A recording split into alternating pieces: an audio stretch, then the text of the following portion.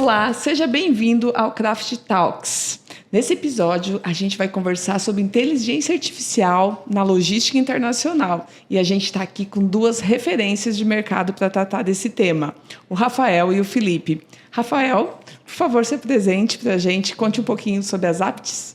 Claro, Kate. Obrigado pelo convite, em primeiro lugar. Aqui é um prazer estar com vocês todos.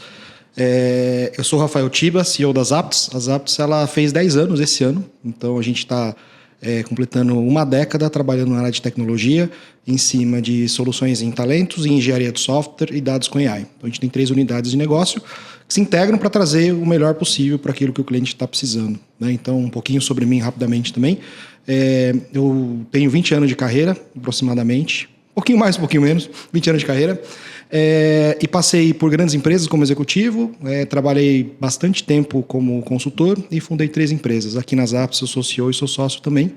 E boa parte do meu tempo como consultor foi ajudando indústrias ou empresas de logística também em diversos desafios. Então é muito interessante agora, né, numa posição de CEO de uma empresa de tecnologia, poder olhar lá atrás o que era melhoria de processo e estratégia e tentar enxergar como esses dois mundos eles vão se encaixar. Sensacional. Vamos lá, meu nome é Felipe, eu sou diretor comercial da Advance Informática, também com uma empresa de tecnologia, está no mercado desde 87, há bastante tempo.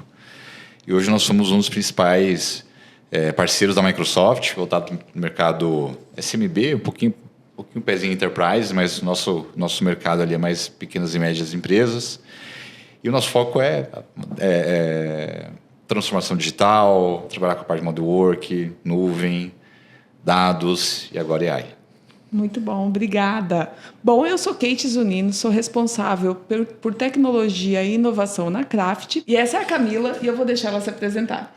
Obrigada, Kate. Boa tarde, meninos. Rafael, Felipe. Bem, meu nome é Camila Saraval, eu sou a gestora da Universidade Corporativa Craft.io. Muito bom. Bom, e como eu falei, o tema é a polêmica da vez. Faz 2 anos, né, praticamente, que a gente está vivendo essa história de uma forma mais intensa, mas quem está em tecnologia está vivendo isso há mais de 30 anos, né? Essa busca por sempre estar trazendo a tecnologia como meio para potencializar negócios. E agora a gente tem às mãos uma forma talvez aí mais materializada, né, de trazer isso que é a inteligência artificial. Eu queria ouvir de vocês um pouquinho como isso está movimentando o mercado e as estratégias de tecnologia e como tem impactado o negócio de vocês. Manda ver, Tibá.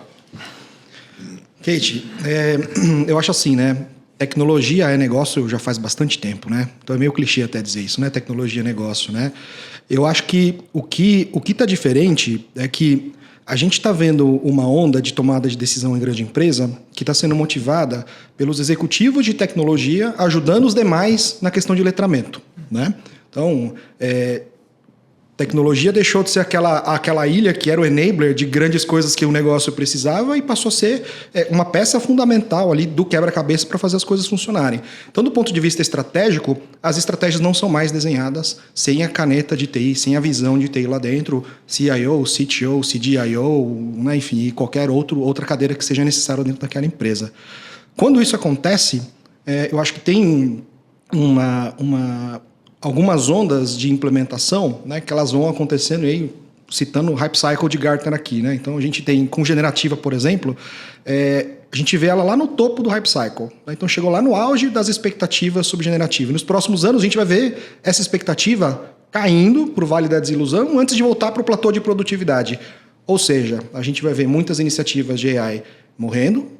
A gente vai ver as empresas que fizeram bem a lição de casa começando a capturar de verdade os ganhos e ganhando competitividade, para daqui a pouco o mercado como um todo entender o que vai ser, né, essa disciplina de AI, que assim, é machine learning, é a generativa, uma série de outras, todas dentro de uma só. Então, é assim que eu enxergo, cada vez mais como função, tecnologia, como a estratégia em si, e não somente um enabler para a estratégia.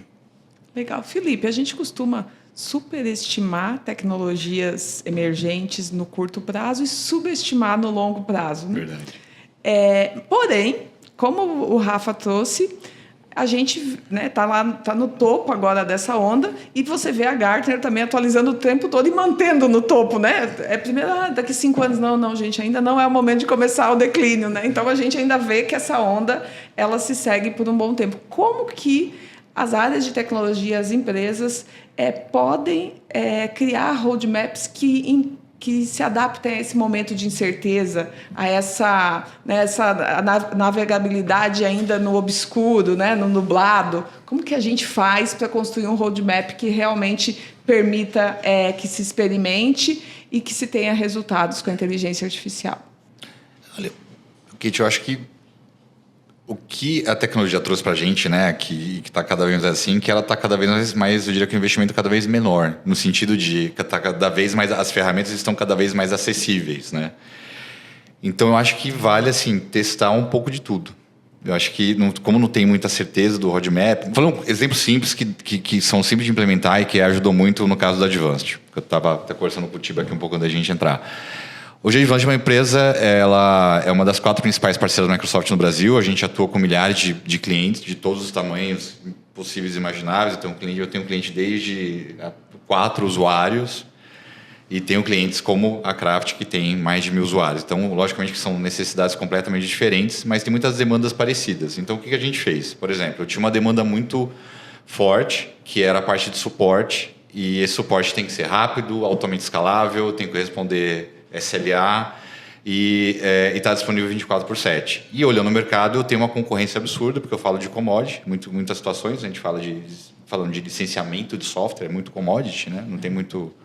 um pouquinho diferente do Tiba, né, Tiba? Não tem muita consultoria envolvida, né? É simplesmente um produto. Então, vamos lá, qual é o desafio? Pô, eu preciso tornar isso precisa atender milhares de clientes a um custo extremamente baixo. E a AI foi que a gente testou. Eu falo testar porque realmente vamos testar. Vamos ver se dá certo, vamos gerar um beta. E a gente foi super transparente com os nossos clientes. Falou, olha, cara, vamos testa. Está aqui, está disponível para vocês gratuitamente. E deu super certo. Então, a gente teve uma taxa de redução de 40% dos chamados atendidos por chamados humanizados, né? Então, hoje, 40% já dos meus chamados, hoje, a própria AI resolve. E aí deu super certo, agora a gente vai dar o próximo passo, que aí entra a questão do roadmap. O que está no roadmap agora? Cara, liberar essa AI que a gente desenvolveu para gerentes de infraestrutura, para o time de suporte dos clientes, a gente também agora atender os usuários dos clientes, que a gente entendeu que as dúvidas são muito parecidas, né? Então, o que hoje um suporte da Craft, por exemplo, pode perguntar para o meu suporte da Advanced, talvez seja a mesma dúvida que um usuário que abriu para ele. Então, imagina, o usuário aqui da Craft abriu um chamado para o teu TI perguntando como é que cria uma equipe no Microsoft Teams, por exemplo. E ele faz essa mesma pergunta para o meu suporte. Então, cara, já testei com ele que minha AI funciona. Tem lá, obviamente, os seus ajustes, mas é super tranquilo de resolver. Mas por que eu não agora potencializo o usuário da Craft? Por que eu não dou essa ferramenta para ele e já dou esse poder para ele perguntar direto para o nosso AI? E aí, volto a te falar, testou. A gente está testando em 2, 3 clientes, está rodando super bem. E agora a gente vai começar a escalar isso para outros clientes. Isso é interessante que a gente entra em casos de uso, né? Exato. E eu acho que uma das coisas que, principalmente vocês acabam vivenciando, é testando internamente antes de, muitas vezes, levar para fora, né? Para realmente poder medir ali se isso tem... E principalmente que a gente está falando de um mundo de experimentação. Então, a gente precisa realmente validar a ideia antes de ir. Rafa, tem algum caso que você gostaria de compartilhar? Alguma experiência que vocês tiveram que você acha que a IA realmente fez diferença no dia a dia de vocês? Tem algumas. Eu tô tratando de casos que a gente está testando internamente aqui, e alguns, inclusive, para cliente, né? A gente tem casos de usar automação para fazer crawling de informações na web e usar o GPT ou qualquer outro, né? Enfim, módulo de LLM para avaliar situação de contexto e me dizer, tem uma oportunidade de negócio aqui ou não, né? Tem aqui uma situação em que um usuário está estressado ou não, né? Então, uma análise de sentimentos, uma análise mais conotativa, né? De existe uma oportunidade ou não numa sentença de um juiz. Porque um deferido pode ser oportunidade de negócio às vezes e deferido pode ser não tem o negócio às vezes. Então, entender esse contexto. A gente tem testado também e levado para a produção, né? O conceito de usar a generativa como uma camada que dá acesso para os usuários que não entendem de SQL, por exemplo, para fazer consulta em banco de dados. Cara, eu gostaria de ver um relatório que cruza essa planilha com aquela base de dados, né? Antes ele precisava entrar na filinha do BI, né? E vai existir ainda, né, por relatórios formais. Não, cara, eu vou usar aqui, cara, monta para mim uma consulta e tal. Então a gente tem lá um agente sequencial que ele monta lá a query e consegue trazer os dados para que o usuário final de negócio possa tomar uma decisão mais embasada, né, um augmentation ali, né? Só fazendo parênteses aqui rapidinho, mas isso que é legal, porque a tecnologia se tornou muito acessível, né?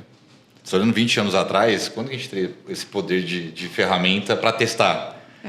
Vamos testar? Vamos ver se vai dar certo? Pô, cara, 20 anos atrás, quanto investimento que não era necessário fazer para você ter acesso, que hoje simplesmente você passa o cartão de crédito, você tem acesso ao ChatGPT, que você tem um universo absurdo.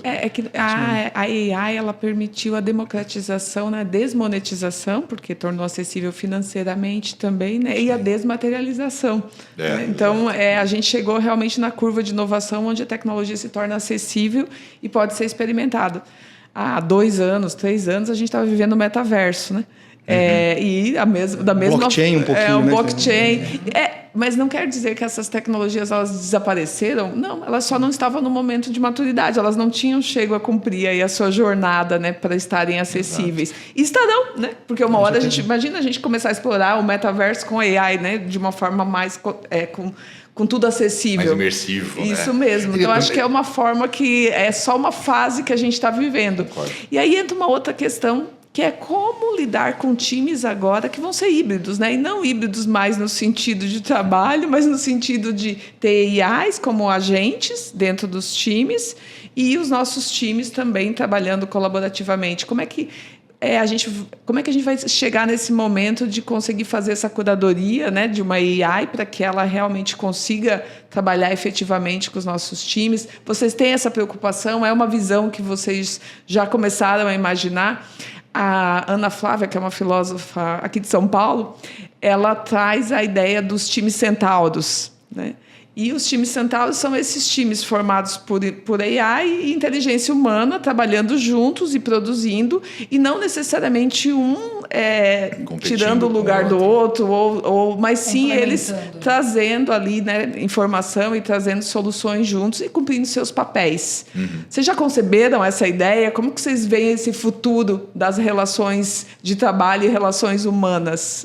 Eu acho que é muito gostoso pensar e simular esses cenários futuros todos, né? Eu acho que passa por governança, passa por letramento, ou seja, explicando, né? Passa por governança porque você precisa ter regras claras do que pode e do que não pode, e quanto mais elas estiverem, o que puder ser tácito, dentro da programação da IA, como um guardrail, melhor, né? Letramento porque cada vez mais as pessoas vão precisar saber qual é o papel delas e qual é o papel da máquina, e saber extrair o melhor em cada situação. Porque a IA generativa, ela vem para substituir papéis criativos. Antes era mais fácil delimitar. Ninguém fica ali, eu vou competir com um algoritmo de machine learning. Ninguém tem essa dúvida, né? Uma série temporal para avaliar, fazer um forecast de tempo de entrega. Cara, não, a máquina vai fazer melhor. E uma tarefa criativa, uma criação de conteúdo, né? Uma redação, né? Um pitch de vendas, né? Um estabelecimento de uma missão, visão e valor de uma nova empresa que está sendo criada. Então, acho que muito letramento para as pessoas entenderem o que tem lá por dentro para saber usar de forma correta e conseguir, de fato, saber.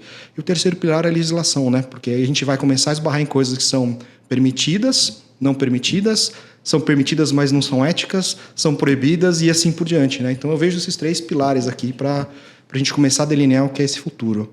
Agora, dentro disso, novamente, né? As empresas que conseguirem ter pessoal letrado, ter tecnologia desenvolvida, governanças bem implementadas, com certeza vão estar na frente, né? E você, Felipe, como é que você vê esse futuro?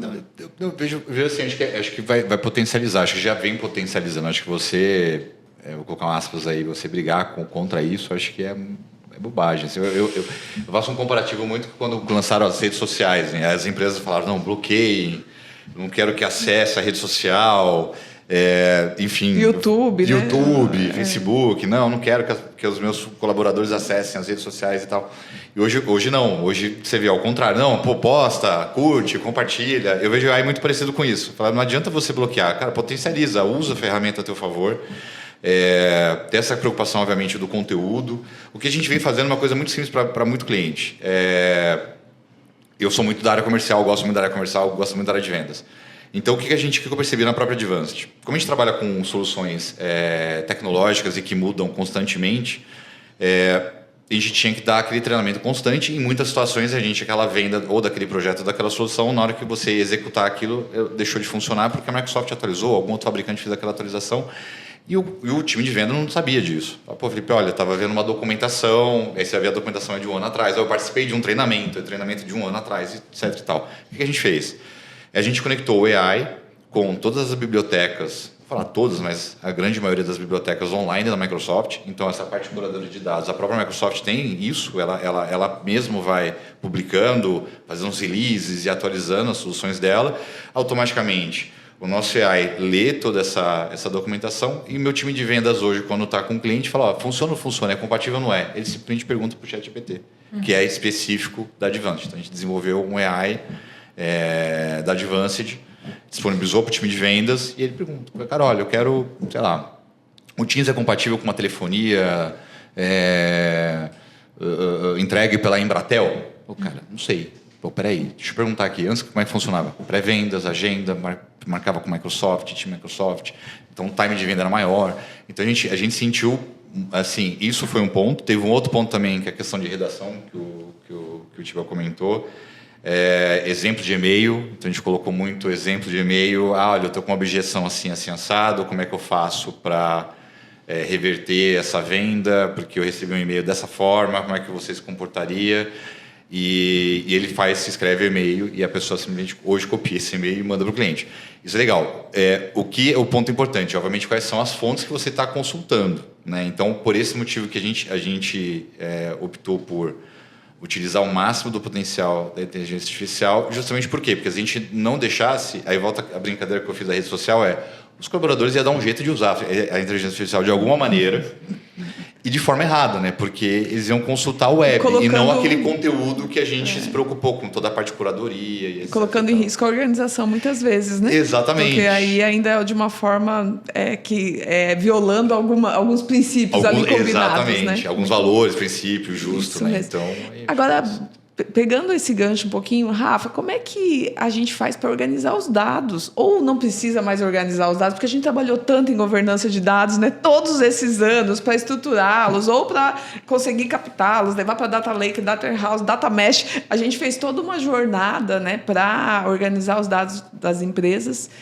E agora a gente vê a inteligência artificial muitas vezes lidando com dados tão desestruturados, né, e conseguindo trazer resultados. Como que é a jornada de dados a partir de agora, com a inteligência artificial no meio dessa história toda? Kate, bom, como você sabe, né, a gente fez uma pesquisa, né, de utilização de inteligência artificial generativa lá nas Apps, e a gente tem a resposta para essa pergunta, né? 70% das empresas não estão prontas para fazer esse salto, né? Então a jornada continua a mesma, no sentido de precisa ter o data lake, você precisa ter os dados estruturados, né? A gente estava conversando aqui um pouquinho antes, o dado tem que estar no lugar certo para você usar ele, né? Não adianta ele estar numa folha de papel, estar numa planilha obscura de Excel.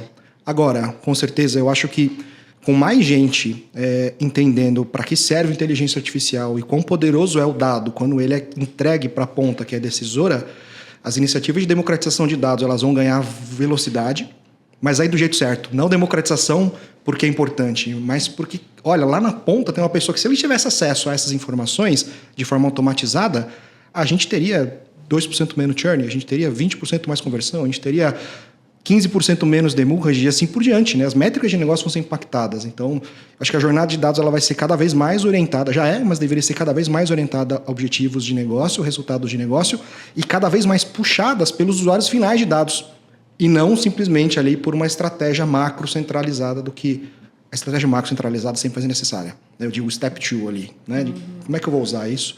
Vai ser cada vez mais drivada, desculpa, eu não gosto dessa palavra, né? Cada vez mais puxada, direcionada pelos usuários finais dos dados ali. Perfeito. Mas acho que vai um pouco disso, né? Porque se você usa, que a gente estava conversando agora há pouco, porque assim, se você potencializa o uso do AI e o teu time, ele enxerga isso com coisas simples como essa que eu comentei. Você conecta bibliotecas online de várias soluções, que é o caso que a gente trabalha muito com a Microsoft, e o teu time já sente uma melhoria, fala, caramba, agora eu não preciso, não é que ele não precisa mais, mas eu não preciso mais naquele momento do meu pré-vendas. Ele já consegue fazer a venda sem precisar do pré-venda em alguns momentos. É baby steps com grandes saltos. Exato, é uma isso. combinação. Então, quando você chega... Exatamente. Então, quando você chega pro time comercial, que eu tava brincando com o Tiba, eu falei, pô, comercial é terrível, porque assim, o comercial... Eu tenho um desafio enorme de fazer com que ele cadastre os dados corretamente dentro do CRM. E ele não é. Não é só você no mercado. É raro, mas Todo mundo acontece tem sempre. É raro, vai acontecer. Todos os Mas, lugares. exatamente. Mas quando a gente coloca o AI de forma simples assim, você fala, cara, tá vendo? Se você cadastrar de forma correta ou colocasse mais informações do CRM, o AI consegue te ajudar ainda mais. E aí eu senti que o time falou, pô, peraí, então eu vou colocar o CEP. Eles viram o valor, né? Exato, Entregou viram o valor. E aí, Isso aí eu mesmo. não vou falar que eu consegui, porque é impossível isso. Mas eu diminui muito o atrito com a área de dados. A área de Perfeito. dados, ela... Eu acho que é uma boa estratégia entregar valor antes e aí traz os times para dentro do processo. Exato, Muito né? bom. Aqui na Craft a gente fala sobre proficiência digital. E essa ideia de falar de proficiência e não literação aconteceu porque a gente fez uma pesquisa e entendeu que os nossos funcionários, os nossos colaboradores, na vida pessoal deles, usavam para fazer as atividades do dia a dia deles meios digitais para 70% das atividades. Dentro da Craft, a gente tinha ali entre 30% e 40%. E aí a gente percebeu que eles não tinham dificuldade com os meios digitais, que eles entendiam muito facilmente como que funcionava, né? Então, as aplicações, na verdade, a nossa vida está hoje totalmente, né, digital. Você vai no banco, não vai mais no banco. Você vai pegar o Uber, você vai para o hotel. Quer dizer, tudo se transformou, né? A gente está tudo na palma da mão resolvendo. Tudo E daqui a pouco não será mais um celular, possivelmente, né? A gente já vai ter outro device e assim a gente segue. E aí o que a gente percebeu, na verdade, que faltava um convite para que essas pessoas se apoderassem mais da tecnologia também internamente, né? E aí veio, então, toda uma jornada aí de conhecimento, trazendo informação sobre tecnologia, sobre negócios, conectando esses dois mundos, processos de negócios, e transformando, então, os nossos entregáveis. Agora, uma das questões que a gente teve que discutir muito também internamente foi como quantificar isso, né? Esse ganho de valor, esse ganho de conhecimento, né? Como quantificar essa mudança cultural, né? Essa mudança de mindset e trazer ela para o tangível, né? Como que vocês veem isso e como que vocês veem as empresas atravessando esse vale, talvez aí de proficiência, até as pessoas saírem do outro lado e conseguindo tangibilizar isso? Em primeiro lugar, parabéns. Eu vou fazer até uma pausa depois do parabéns aqui para dar um efeito, porque é um salto, começa com um salto de fé, né? Começa com você acreditando que empoderar os usuários finais, empoderar os funcionários e trazer conhecimento relevante para eles em tecnologia é necessário. Eu acho que começa daí. Eu acho que esse é o primeiro ponto, né? Com relação à medição, eu vejo dois caminhos básicos, né? Ou você parte de um plano, de um objetivo estratégico com métricas e critérios de sucesso definidos para você atingir isso em X tempo. Eu sei que eu não estou falando nada de inovador aqui, né? Mas acaba sendo isso. Sim. Ou você cria uma espécie de comitê, uma organização interna para dar luz, para dar holofote para os casos de sucesso que estão acontecendo, e todo dia vai ter um, não tenha dúvida. Todos né? os dias, todo dia vai ter alguma coisa legal falando, nossa, cara, que legal, hoje salvou meu dia, que eu tive um dia difícil, mas olha, de ver que essa pessoa veio, aplicou, salvou meu dia. De dar holofote para esses casos aqui, para criar, de fato, essa força motriz aqui, porque eu acho que quando a gente fala de... Aí é um posicionamento próprio, tá?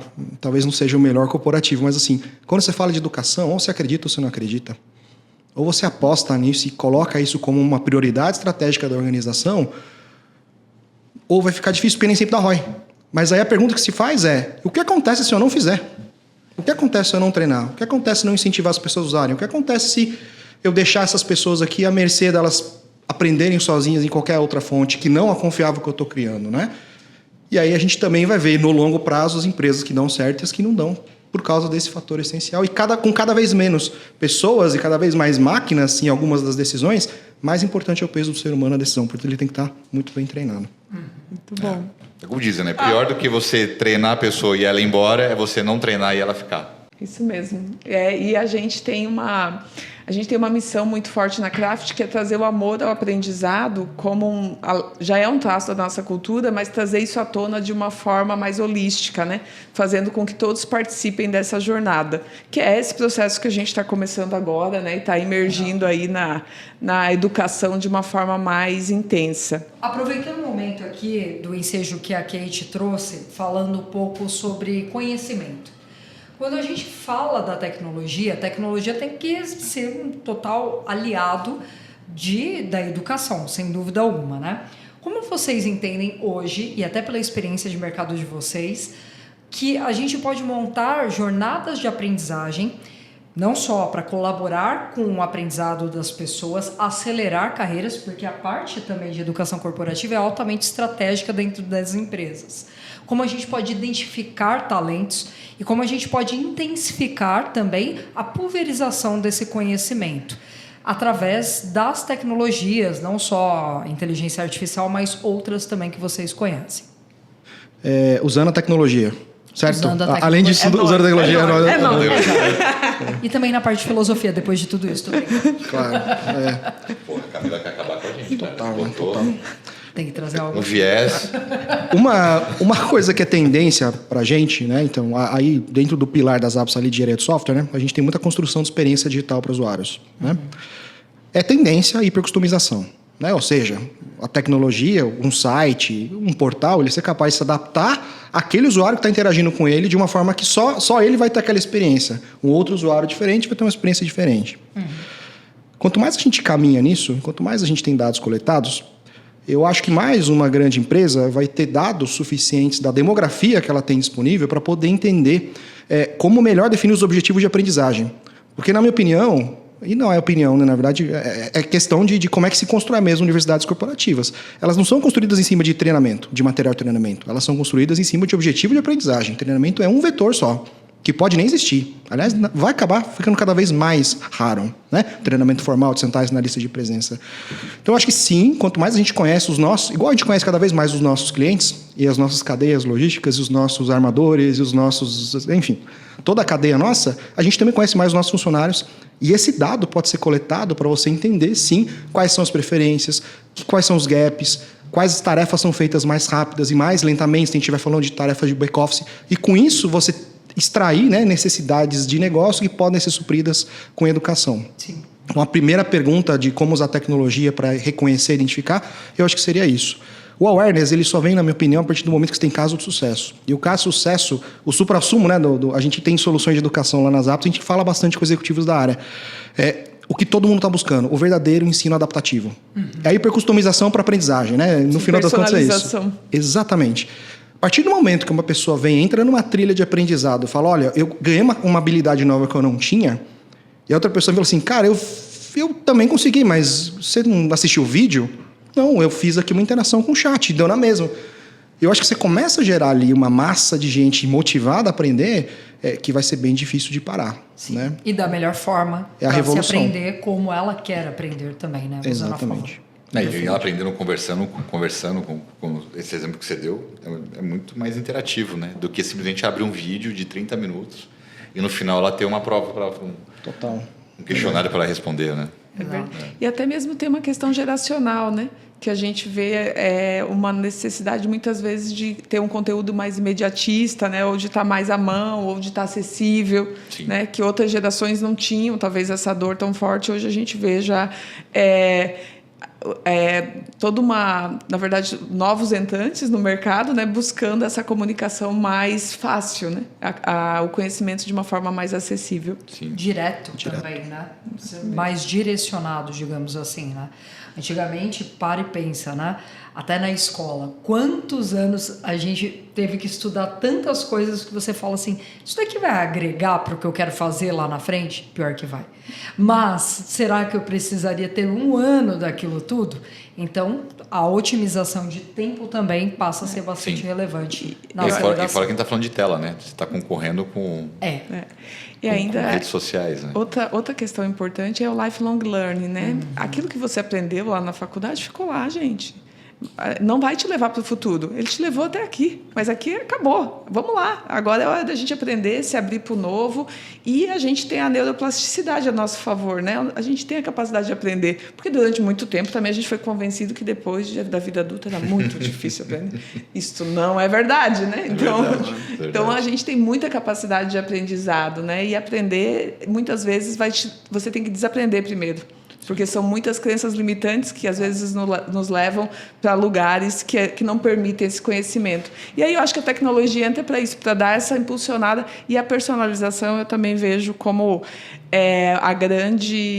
talvez a grande conexão com o humano, né? Que é permitir que eu possa tratar o Felipe diferente do Rafael, porque ele tem necessidades diferentes, ok, baseados talvez aí no comportamento, na sua história, né, na sua vivência. A IA ela vai empoderar o humano a ter mais espaço, talvez, para conectar as relações humanas verdadeiramente. Né? Então, mas acho que essa parte de personalização é só com... Não vejo outra tecnologia no seu AI, né? Mesmo você... A gente está falando aqui da parte de educação, mas você também falando da parte de marketing, vendas. Cada vez mais você tem que ser mais assertivo naquela comunicação com o cliente. Seja por telefone, por WhatsApp ou simplesmente um e-mail, né? O e-mail tem que saber exatamente o que você comentou agora. Quem que é a Kate, o que ela faz. Aquele e-mail tem que ser específico para ela. Então, imagina eu ter que disparar aquele e-mail em massa, mas eu tenho que tenho que tratar cada indivíduo como um indivíduo, né? Sim, e aí entra para isso. Gente, agora eu vou voltar para a logística internacional, porque a gente foi para vários lugares, né? Me contem como a AI vai moldar esse futuro da logística. Como que vocês veem, né? Vamos fazer um exercício aqui de futurologia, né? Se imaginar daqui 1 ano, 2 anos, 3 anos, como é que vocês veem o impacto dessa nova tecnologia, né? A gente está falando muito de AI porque é o que a gente tem agora, né? Essa jornada que nós estamos vivenciando. Mas me contem o que vem por aí, o que vocês veem nesse futuro. A gente lembra de um mundo em que não existia API. Você lembra do mundo que não tinha API, sim, né? Claro. Tinha o ADI até. API, mas tem antes do ADI, né? Nossa Mas antes do padrão REST, né, dominar, né, o mundo verdade. Tecnologia, eu acho que assim, né, as operações logísticas, as nacionais sim, mas as internacionais exponencialmente ainda mais, elas são complexas, elas dependem de intervenientes, né? Então eu acho que e assim, eu não vejo nenhum movimento detectado, mas eu entendo que a tendência, porque é lógico, né? Igual você tem Open Finance, você tem Open Banking, você tem Open Insurance, né? Você ter o Open Logistics, né? No sentido de que você tem o mundo inteiro falando a mesma linguagem. Você possa ter um auto-compliance, né? Um compliance que não dependa só de um ser humano interpretando uma regra de um país e fazendo modificações documentais e despachando determinados... certificados porque eles são importantes para aquele país, mas porque ele está passando pelo outro, né? Então, assim, primeira coisa, essa uniformização... As APIs, do ponto de vista de conexões de informação logística, Kate, talvez seja até melhor do que eu para definir o que seria isso, né? Soluções que permitam você ter a visibilidade completa, a integração completa da sua jornada fim a fim, além até do prestador de serviço logística, né? Porque o container chegou no porto, o cliente está pronto para retirar. Aí o seu cliente está com o CD cheio. Ele não consegue buscar o container porque ele não tem onde colocar aquele. Ou porque o pátio está congestionado, ele não consegue tirar a carreta que vai vir buscar. Então, acho que quanto mais você estender essa visibilidade para o fabricante, para o distribuidor, para a cadeia logística e depois para o cliente final, que depois vai vender, provavelmente, a gente está falando do mundo com a logística muito mais eficiente, desperdiçando menos recurso, emitindo menos CO2... E, cara, mais barata, mais acessível para todo mundo, né? Diminuindo a necessidade de barreiras comerciais. Então, acho que AI, ela vem muito para... Desculpa a resposta altamente sonhadora, eu vou dar uma mais pé no chão. Essa é mais sonhadora. A mais pé no chão... Então, eu sonho demais. Estamos aqui para isso, né? E a segunda, mais pé no chão, Digital Twins. Né? É você criar uma cópia virtual da realidade. Né? Eu acho que isso... Eu lembro quando no mestrado eu tinha que fazer aula de MATLAB. Eu tinha que ir lá codar lá como é que funcionaria uma planta ali, porque você não pode testar na planta, senão ela explode, né? Uhum. Você precisa testar no simulador. E na logística eu também vejo a aplicação de Digital Twins como uma coisa muito boa. Cara, o que vai acontecer se você testar essa rota? Você manda hoje, você manda amanhã. se você mandar fracionado. Né? Então, esse teste todo também eu acho que vai ser muito poderoso e tende também a otimizar todas as operações.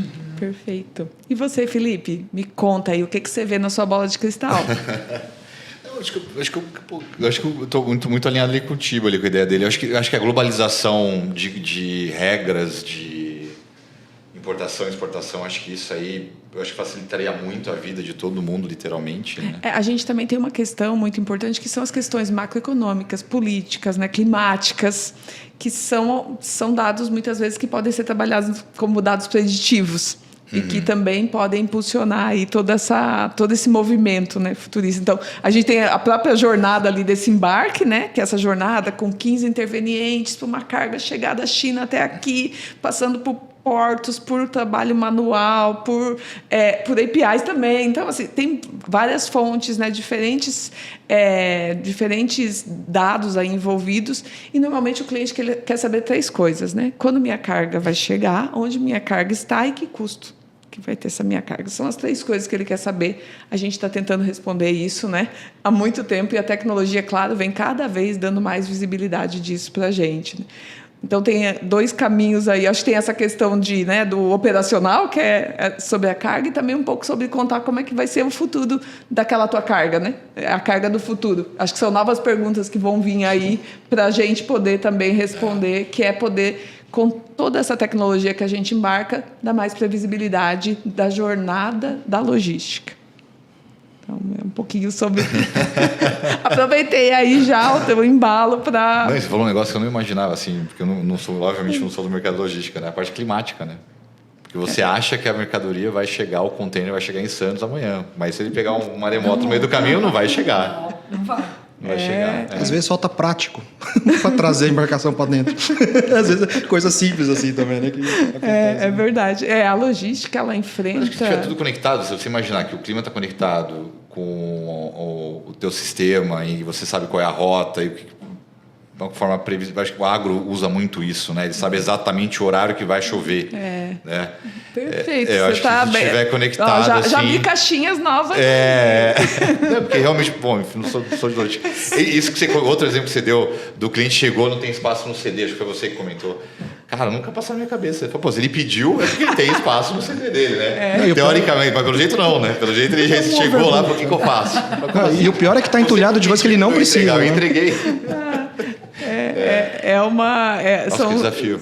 Mas uma forma, para mim, de entender a logística, às vezes, quando você não está no dia a dia da logística, é se olhar como consumidor. Pensa como o teu comportamento mudou em relação ao que você compra. Primeiro você ia na loja e comprava na loja. Aí você começou a comprar online, mas você aceitava 14, 15 dias para chegar. Aí os movimentos vieram, né? A gente teve até pandemia nessa história toda, né? A tecnologia chegou. Hoje é same-day delivery. Hoje é 4 horas para chegar na tua casa. Exatamente. Né? É mais importante do que preço, às vezes, até quando você filtra, né? Sim, inclusive tem empresas que investem nisso, né? No prazo de entrega e não no preço necessariamente. Então, o nosso comportamento ele vai moldando a logística do mundo todo. A unitização, você comprava, você botava várias coisas no seu carrinho para pagar menos frete. Agora, e o frete grátis? Agora, você não precisa mais, então, botar tantas coisas no seu carrinho e você pode unitizar a sua compra. Unitizando sua compra, você está gerando mais movimento, né, de logística. Então, o seu próprio comportamento acaba moldando essa cadeia inteira. E aí os CDs tiveram que vir para dentro das cidades, porque para te entregar mais rapidamente. Rápido, né? E aí teve que ser distribuído em hubs, porque também não podia ficar tão longe dos centros urbanos. E as coisas elas vão se conectando de uma forma tão assíncrona, né? Porque, na verdade, elas não são síncronas, mas é tão assíncrono, mas tudo parte do humano.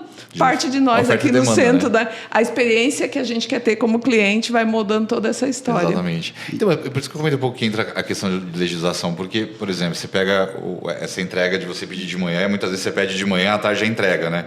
Em muitas situações você vê que não é uma transportadora que fez a entrega. É alguém credenciado pelo aplicativo. Isso até tem pouco tempo atrás. Isso por quê?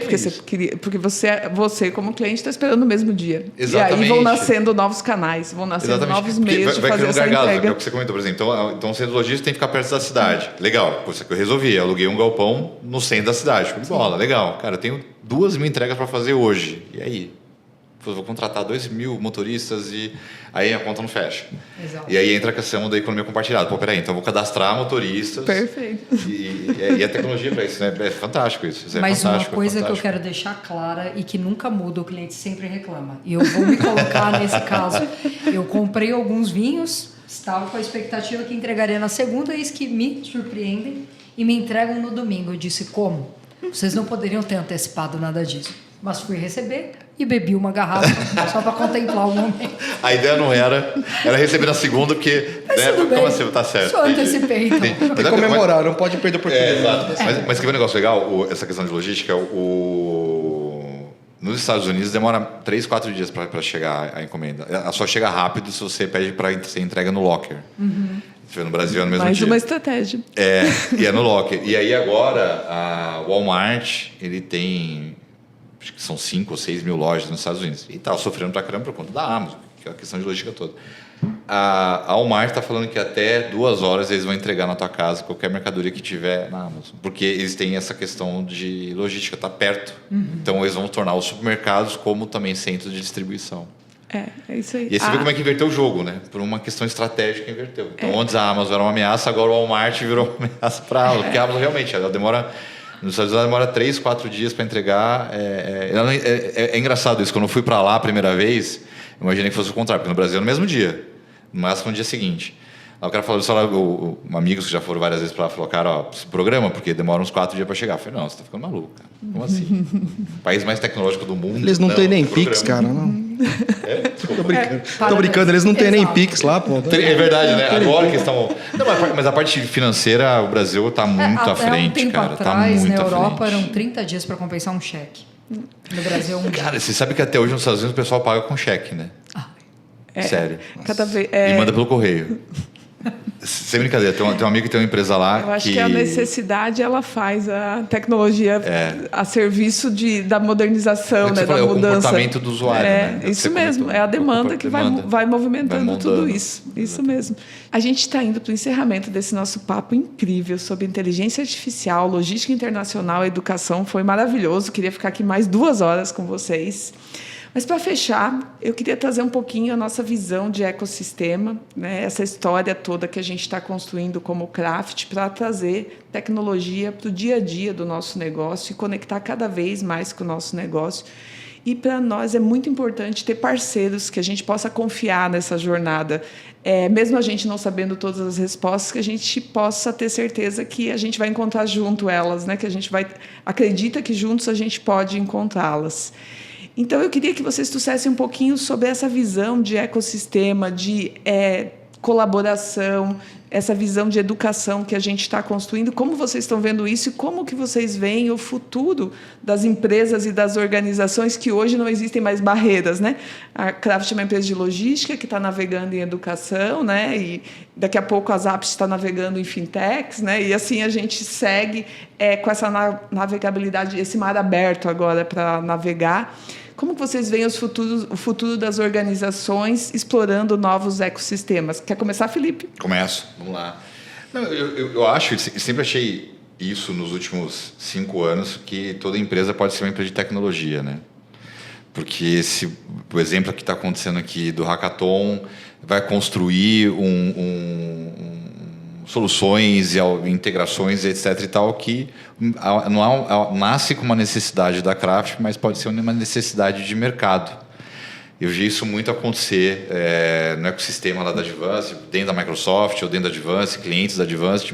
Eu lembro que uns 3 anos atrás, uma empresa um escritório jurídico tinha uma demanda interna, construiu um aplicativo para atender uma demanda interna, que é muito o que está aparecendo aqui hoje, está construindo todo esse ecossistema aqui interno, e depois olhou para o mercado e falou, o mercado tem a mesma dor do que eu tenho. E aí virou um aplicativo que, por fim, teve investimentos e que fez spin-off e virou uma empresa, uma startup independente, uma empresa de tecnologia. Então eu vejo isso, acho que toda empresa hoje, a questão do mar aberto é justamente isso, porque eu vejo que toda e qualquer empresa pode se tornar uma empresa de tecnologia. Legal.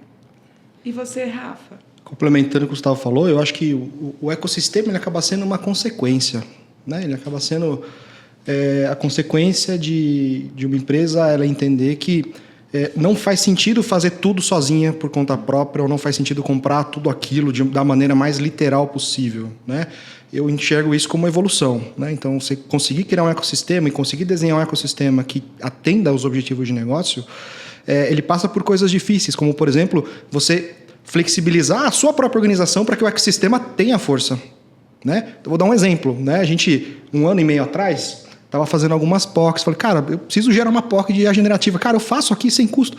Não, beleza, vamos fazer. 8 meses para aprovar uma POC generativa, que nem ia para produção, né?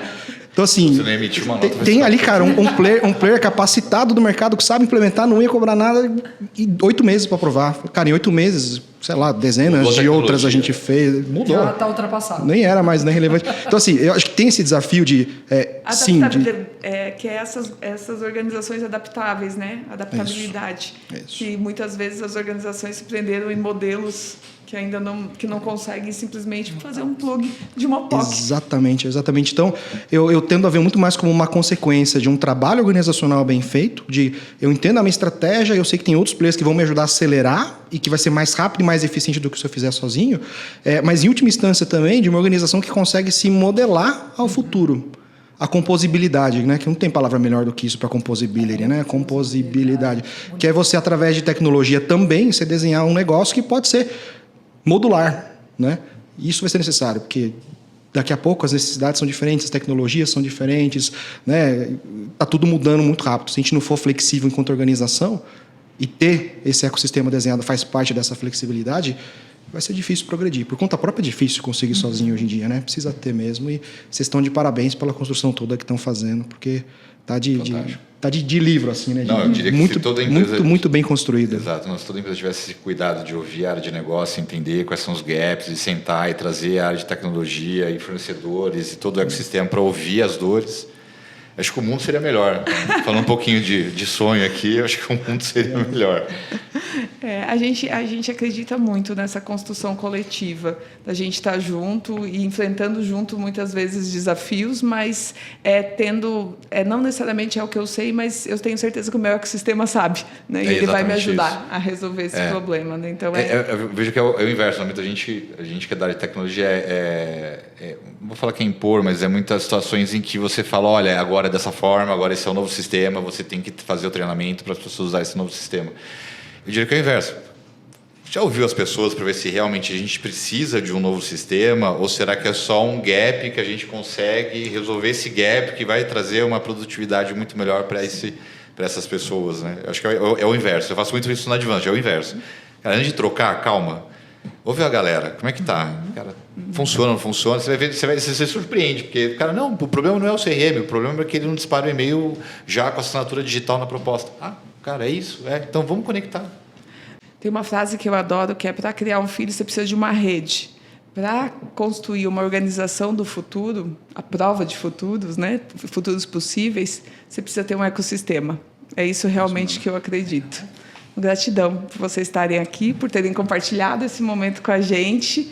E é isso. Muito obrigada. Não é, Camila? Muito bom. Obrigado pelo convite, gente. Eu que agradeço pelo convite. Obrigado, foi um prazer.